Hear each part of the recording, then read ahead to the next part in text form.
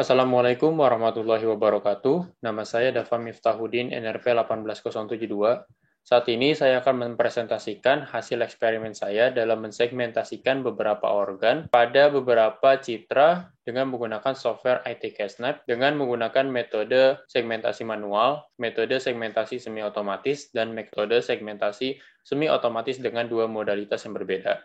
Singkat tentang ITCASnap, ITCASnap adalah aplikasi yang dapat memvisualisasikan gambar medis menjadi 3 dimensi dengan menggambar wilayah anatomi secara manual, lalu mensegmentasikannya secara otomatis. Biasanya ITCASnap digunakan oleh peneliti, baik peneliti ilmu klinis maupun peneliti ilmu dasar, di mana ITCASnap itu dapat digunakan pada citra MRI, pada citra CBCT, ataupun pada citra CT. Pada eksperimen ini, saya menggunakan data citra CT pada lung atau paru-paru, yaitu pada folder additional data, kemudian lung CT, dan masukkan data citra lung CT.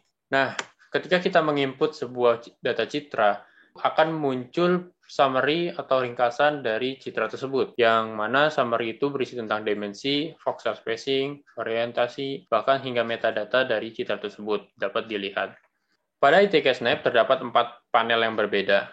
Pada panel 1 menunjukkan bidang transversal atau transversal plane pada anatomi tubuh manusia dengan koordinat A sebagai anterior yaitu bagian depan, P posterior bagian belakang, R adalah bagian kanan, dan left bagian kiri. Kalau pada panel 2 itu merupakan bidang sagittal atau ada juga yang menyebutnya sebagai medial plane dengan sumbu koordinat S yaitu superior bagian atas, I inferior bagian bawah, A sama sebagaimana pada panel 1.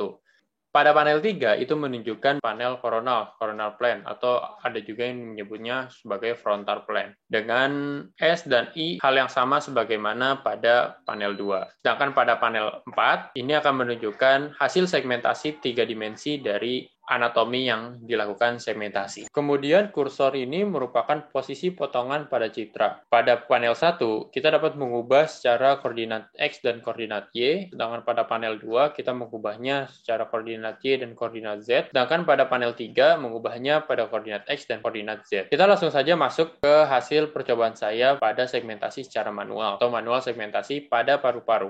Ini adalah hasil segmentasi manual pada paru-paru yang telah saya buat. Segmentasi manual, kita dapat menggunakan polygon mode dan point brush mode. Untuk polygon mode, kita hanya perlu membuat garis pada tiap tepi anatomi yang nantinya akan dibuat segmentasi. Bagian yang berada di dalam polygon merupakan sebuah voxel yang ketika kita klik accept, itu akan terdeteksi aktif sebagai label paru-paru yang telah sebelumnya dibuat. Cara kedua, kita juga dapat menggunakan point brush mode. Ini hanya perlu menggambar bagian anatomi yang akan disegmentasi. Kita dapat menggunakan style square, kotak, bulat, ataupun secara adaptif, yaitu hanya menggambar pada bagian-bagian yang mempunyai kontur atau kontras yang sama. Pada percobaan yang telah saya buat ini, saya mengambil di beberapa posisi baik secara frontal plane, ataupun secara transversal plane, ataupun juga secara sagittal plane. Ketika diupdate, maka akan muncul hasil segmentasi secara 3 dimensi atau visual 3 dimensinya seperti ini. Bentuk yang tidak rapih atau banyak bagian yang kosong itu akibat adanya segmentasi yang secara manual sehingga tidak semua kontur bisa tersegmentasi dengan baik. Segmentasi secara manual ini memiliki keuntungan yaitu kita dapat lebih presisi menggambarkan bagian anatomi yang nantinya akan disegmentasikan. Namun kekurangannya, kita perlu mensegmentasikan tiap posisi dari bidang anatomi tersebut. Ini akan memakan banyak waktu dalam menggambar atau melabeli bagian anatomi yang akan disegmentasikan nanti. Dan ini adalah hasil percobaan saya, segmentasi manual pada organ paru-paru. Kita lanjut ke hasil percobaan saya pada segmentasi semi-otomatis. Ini adalah hasil segmentasi secara semi-otomatis pada paru-paru yang telah saya kerjakan. Terlihat hasil segmentasinya lebih rapi dan lebih menyerupai organ yang aslinya. Cara segmentasi ini menggunakan adaptive contour mode, di mana kita perlu menseleksi bagian anatomi yang akan disegmentasikan, baik secara transversal, coronal maupun secara sagittal. Kemudian setelah itu, kita atur lower threshold dan upper threshold-nya agar bagian putih atau bagian voxel ini yang nantinya akan menjadi segmentasi 3 dimensi, itu terlihat lebih baik dan tidak terdistrak oleh organ yang lain. Sedangkan bagian biru ini adalah bagian yang tidak disegmentasikan secara 3 dimensi nantinya. Selanjutnya, diklik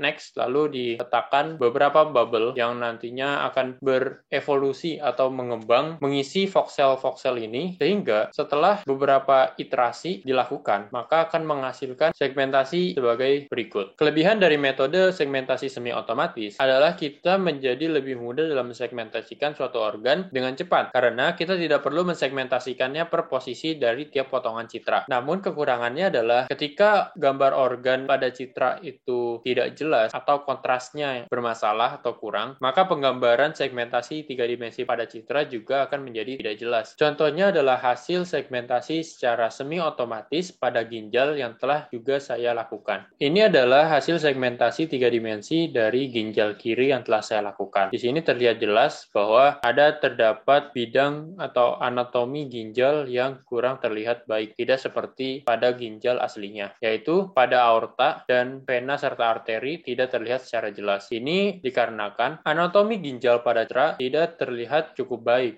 Kesalahan ini bisa terjadi akibat hasil citra yang memang kualitasnya kurang baik, ataupun pengaturan pada kontras di layar inspection itu tidak dilakukan secara maksimal. Namun secara otomatis, hasil citra dari ginjal adalah sebagai berikut. Kemudian kita lanjut ke yang terakhir, yaitu segmentasi dengan metode semi-otomatis menggunakan dua modalitas yang berbeda. Di sini saya mencoba mensegmentasikan brainstem atau batang otak pada citra brain MRI dengan menggunakan dua modalitas yang berbeda, yaitu bagian spons pada brainstem dan bagian medula pada brainstem. Ini adalah hasil dari segmentasi semi-otomatis menggunakan dua modalitas yang berbeda. Cara ini dapat digunakan dengan menggunakan adaptive mode, kemudian disegmentasikan cara classification. Maksud dari classification di sini adalah kita dapat mengklasifikasikan beberapa kontur yang berbeda pada bidang anatomi sesuai dengan label yang telah kita atur. Pada percobaan ini saya menggunakan 4 label yang berbeda, yaitu pons, modula, brainstem, dan another brain. Dalam melakukan segmentasi ini, saya menggunakan labelnya dengan cara pertama menggambarkan spons pada citra, selanjutnya dilanjutkan dengan modula, dan memberi klasifikasi pada tempat di mana itu merupakan bagian otak yang lain. Selanjutnya ketika di transclassifier, lalu kemudian dilakukan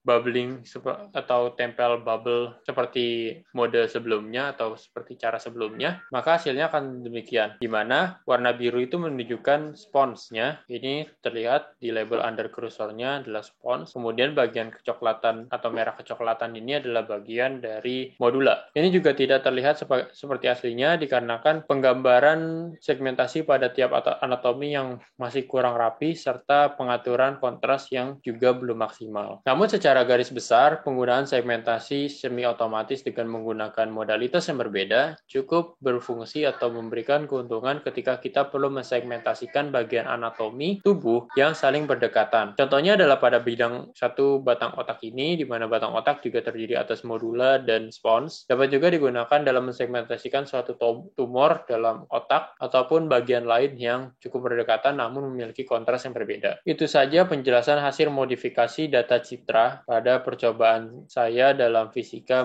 pencitraan medis. Terima kasih kepada Bapak Endarko, MSI PSD yang telah memberikan ilmunya di kelas. Mohon maaf atas segala kesalahan dalam penyebutan istilah, penjabaran suatu istilah, atau penggunaan cara yang kurang jelas. Mohon maaf yang sebesar-besarnya. Terima kasih. Saya Dafa Miftahudin, NRP 18072. Wassalamualaikum warahmatullahi wabarakatuh.